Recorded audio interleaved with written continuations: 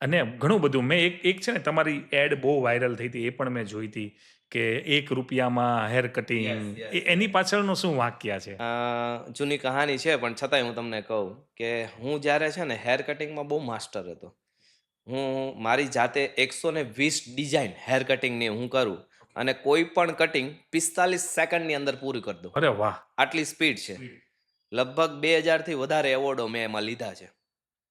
એક સમય એવો હતો કે હું 3500 થી 4500, 3500, 5500 આવા ભાવમાં હેર કટિંગ કરતો. એનાથી નીચે હું કટિંગ ના કરતો.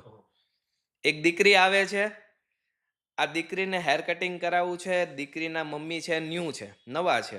દીકરીને માથામાં જૂ પડી ગઈ છે, એટલે એ દીકરીને રોજ મારે છે. આ દીકરીને એવી કંઈ ખબર પડી કે અહીંયા એક પાર્લર છે, તો એ દીકરી દોડતી દોડતી આવી ગઈ ને એના હાથમાં ગુડલક હતું જે પૈસા નાખવાનું. બરાબર છે. એ ગુડલક લઈને આવી અને મને કહે કે આમાં પૈસા લઈ લો, તમે હેર કટિંગ કરી આપો.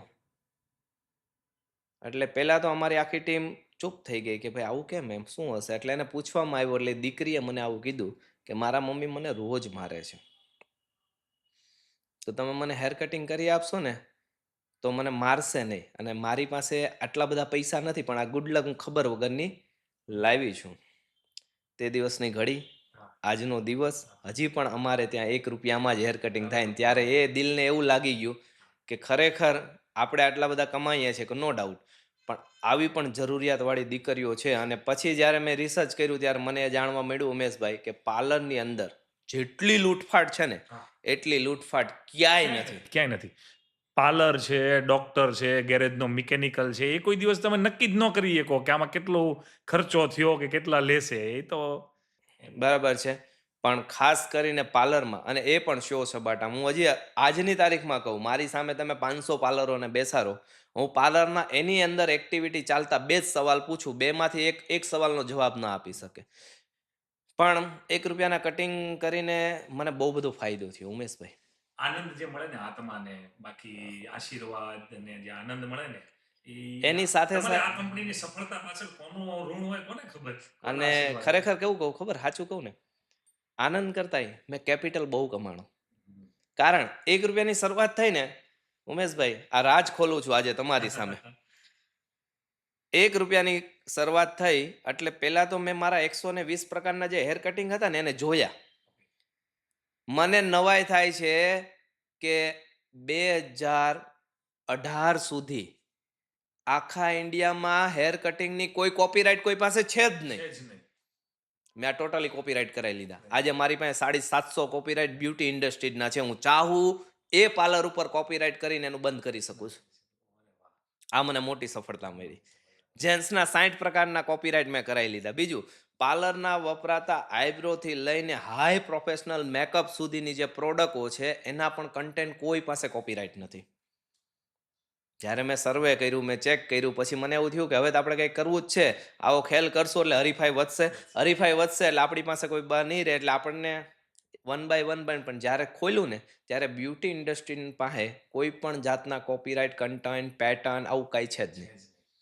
એમનેમ બધું હાલે છે આડે એમનેમ જ હાલે છે. ધડ. અને હું આવું કહું છું, 99% પાર્લરોની અંદર રિયલ લાયસન્સ નથી. એનું કારણ છે કે પાર્લરોને જે ચલાવતા બહેનો હોય, ભાઈઓ હોય કે અન્ય કંપનીઓ હોય ઇન્ડિયાની, બહારની કંપનીઓ પાસે છે. ઇન્ડિયાની જે કંપનીઓ છે ને ઉમેશભાઈ, એને એક્ઝામ દેવી જ નથી. એને પોતાને ભરોસો નથી કે હું એક્ઝામમાં પાસ થાય કે ન પાસ થાય. કારણ કે આવડતું જ ન હોય ને, આવડતું જ એટલે નથી. ગમે ચોપડી દેવાનું, હા, વાત બસ. પૂરી. યસ.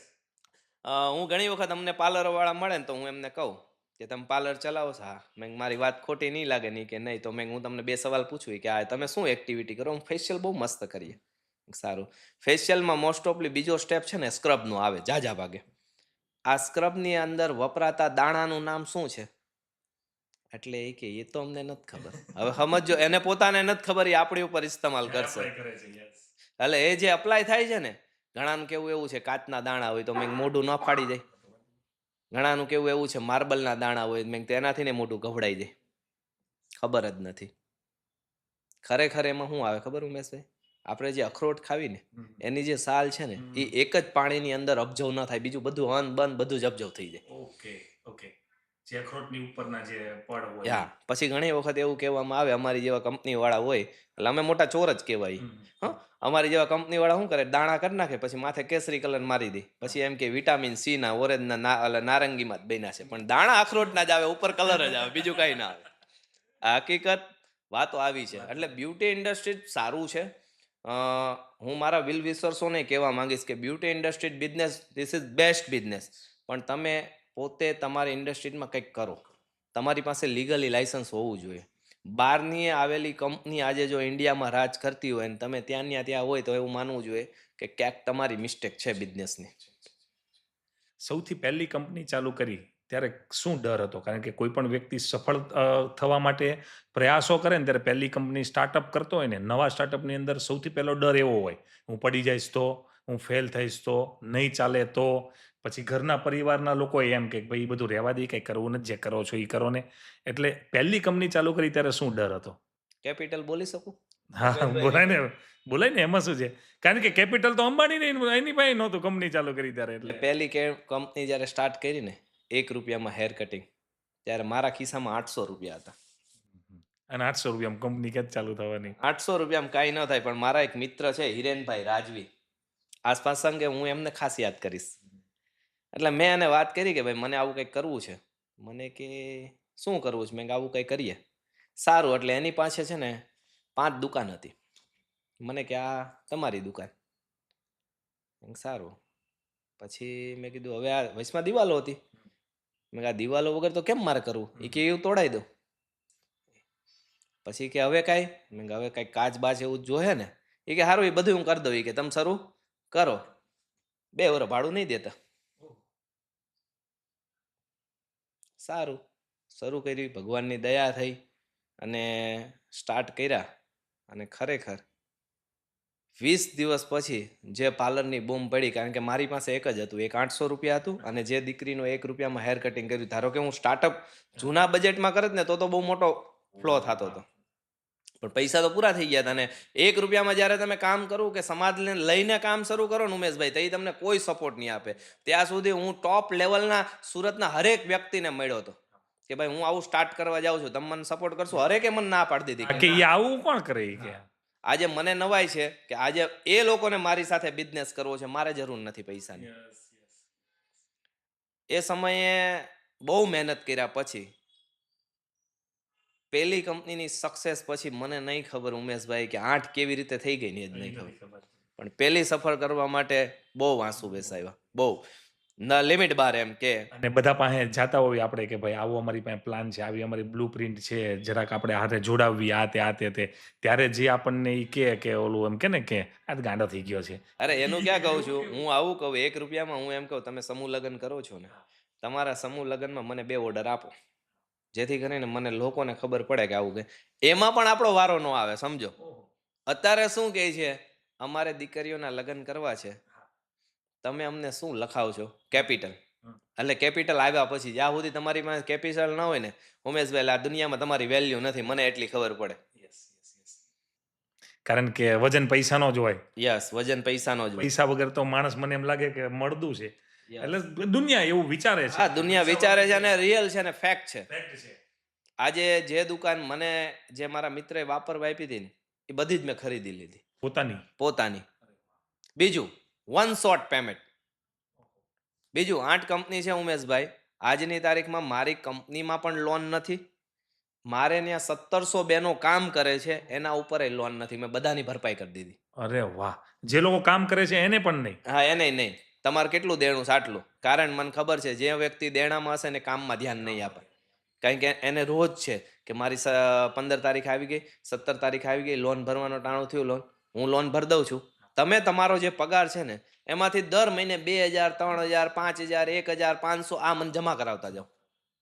બીજું એ સદનમાં તમારે મને ઇન્ટરેસ્ટ દેવાની જરૂર નથી. યસ. અને કોઈક વાર 30 તારીખે હપ્તો ચૂકાઈ જાય તો કઈ પેનલ્ટી નથી લાગવાની. હા, એટલે પણ સાચો લીડર, સાચો બિઝનેસમેન એને જ કહેવાય. આપણી સાથે જે આપણી ટીમ હોય એને. હું તો એવું કહું છું કે હું આજે જે આપની વચ્ચે બેઠો છું ને એમાં પહેલી સફળ મારી ટીમની છે.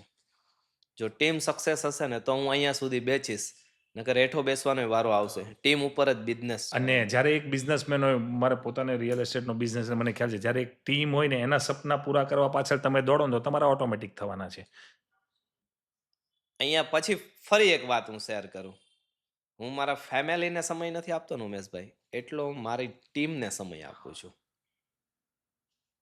ખૂબ સરસ કહેવાય. રીઝન છે કે ટીમ છે ને ત્યારે બિઝનેસ આખો સક્સેસ છે, અને બિઝનેસ છે તો હું ફેમિલીના ટોટલી ખર્ચાઓ પૂરા કરી શકીશ. પણ સારું છે, ઘરે ફેમિલી પણ હેપી છે એટલે કોઈ ટેન્શન નથી. પણ તમારું જે વિચારસરણી છે ને એ બહુ સરસ છે. આવા વિચારસરણીવાળા બિઝનેસમેન, આવા લીડરો જગતમાં બહુ ઓછા છે. કારણ કે આવું વિચારતું કોઈ નથી. લોકોને એના સ્ટાફ પાસે ગધેડાની જેમ કામ કરાવવું છે, પૈસા નથી દેવા, તારે લોનના હપ્તા હોય, જે હોય માર નથી જોવાનું, તારો પગાર છે, તું લઈ જા, નીકળ. બરાબર? કોક દી દવાખાનું આવ્યું દી કે ખોટી ના આવશે, કાંઈ દવાખાનું ન હોય. સમજો છો?